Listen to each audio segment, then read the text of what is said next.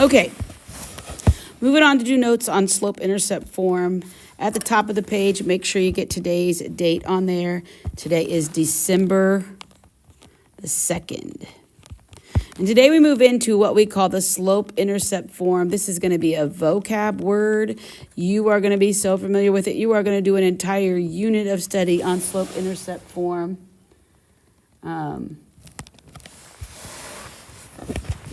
You're going to be working the slope-intercept form for a whole bunch. So you need to learn this name, you need to learn this topic, you need to learn this form and know it by name, okay?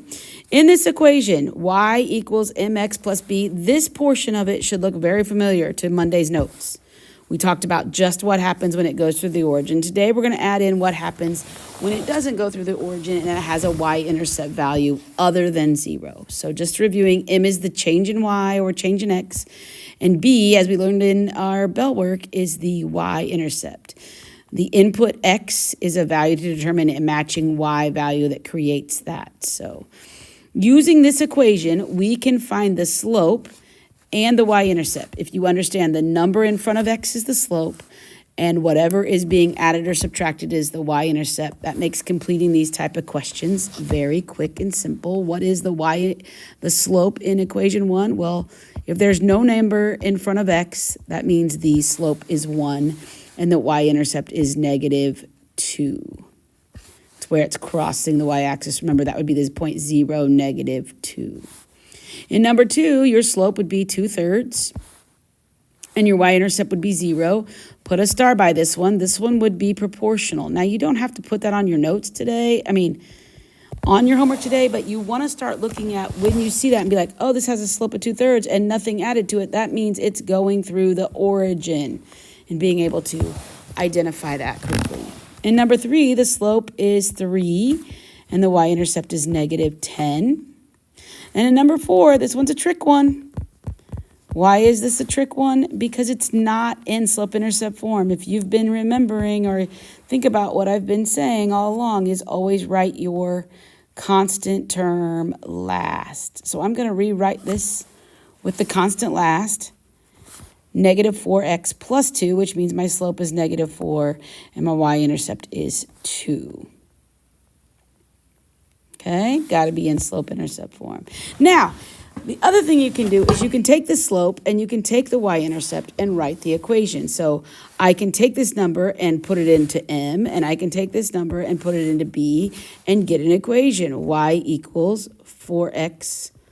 Now, plus -5 is what it'd be, but we are not going to leave it that way. I'm going to count that wrong. So it's going to be y equals 4x minus 5. 4x minus 5. In number 6, you're going to have y equals -4/3 x. Make sure x is in the middle. Plus 1. Don't let that x be on the bottom. Remember, if x is on the bottom, that means it's nonlinear. In number 7, you're going to have y equals -x. Now, I'm not going to write -1. It's implied. Plus 10. In number 8, you're going to have y equals 0x plus 2. Can't leave this, so it would be y equals 2. And I could ask you, why is this line special? It's because it would be a horizontal line. How do I know it's horizontal? Because it has a slope of 0. And then last but not least, I'm going to get y equals 3/5 x plus 0, which I'm not going to leave it that way. Y equals 3/5 x. And number 9 would be another proportional graph, meaning it goes through the origin. Okay, so if I want you to write equations from tables, we are going to use our slope formula or the patterns to figure out m, find the slope, find the y-intercept where x is 0, and then you're going to write that equation in slope-intercept form, learn that title. So to do these 10, 11, and 12, I'm going to start by highlighting the y-intercept in each table. That's going to be part of your answer. And then you can do the formula, subtracting points, or I do think it's faster to look for the pattern. +2, +1, M is 2. B is 6. As I highlighted that, this equation would be y equals 2x plus 6. Number 11, I'm going to get minus 4 plus 1. M is at negative 4. B is at 10. Y equals negative 4x plus 10. And number 12, again, I got a big thing happening here, plus 50. Plus 1. M is 50. B is 200. Y equals 50x plus 200.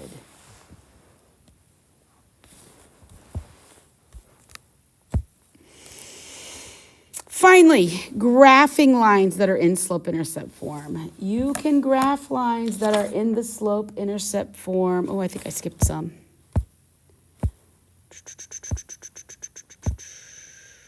Let's do 1 and 2 first. I don't know why I did 3 and 4 first in my other. Had those in the wrong order in the PowerPoint, it looks like. If I'm going to graph these lines, I need a place to start, which will be B, which would be at negative 5. So I'm going to go down here to negative 5. And I need a slope, which we know is 1/3. In this equation, y equals mx plus b. Here is where you start. And here is how you travel. And so you're going to look at that in each question there. And you're going to say, okay, I'm at 0, negative 5, and I'm going to go up 1, and I'm going to go right 3.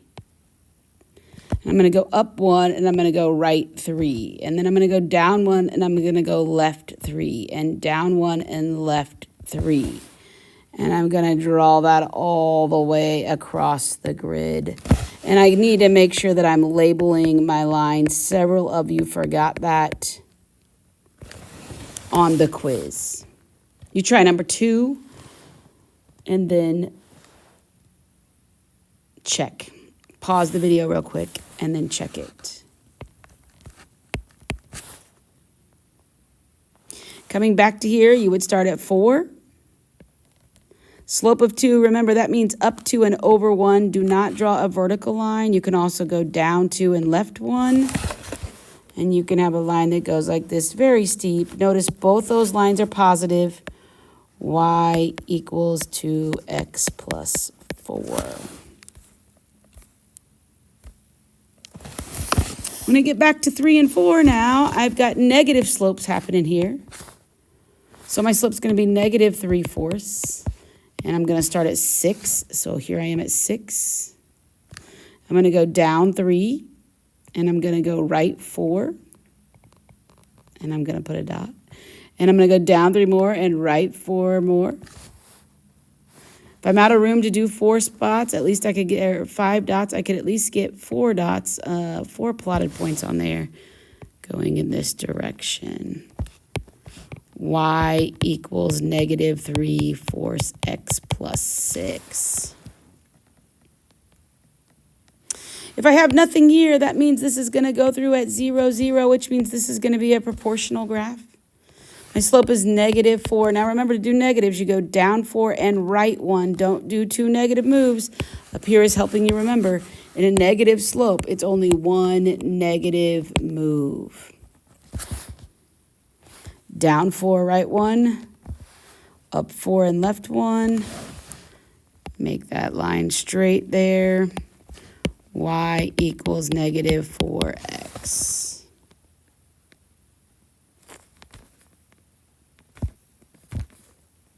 And then last but not least, you can give me the equation of a line using slope-intercept form. Again, find the slope, find the y-intercept, and write the equation. Right? That's the stuff that's already been up there. Find the y-intercept, count the slope, write the line. So looking at number 5, I'm going to start here, up 1 and over 2, up 1 and over 2. It's crossing right here at 2. My equation is going to be 1/2 x plus 2. And number 6, I'm crossing right here. That's at 1, 2, 3. My slope from there to there is going to be down 4 over 5, negative 4/5. Y equals negative 4/5 x plus 3. And last but not least, if there's no points on the line, you need to put some on there. I would always put the y-intercept on there if possible, negative 1. Looking for other places that is hitting clearly, up 2 boxes, over 1. That's a slope of 2. Y equals 2x minus 1.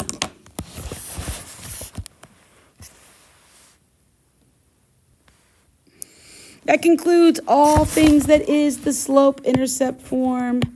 Get that form memorized, understanding that this tells you how to travel, up, down, left, right, and this tells you where to start. And you can find that out of a graph or a table or a set of ordered pairs, and you can write that from a graph, a table, a set of ordered pairs. We can do all kinds of things if we understand what each of those items means in each case.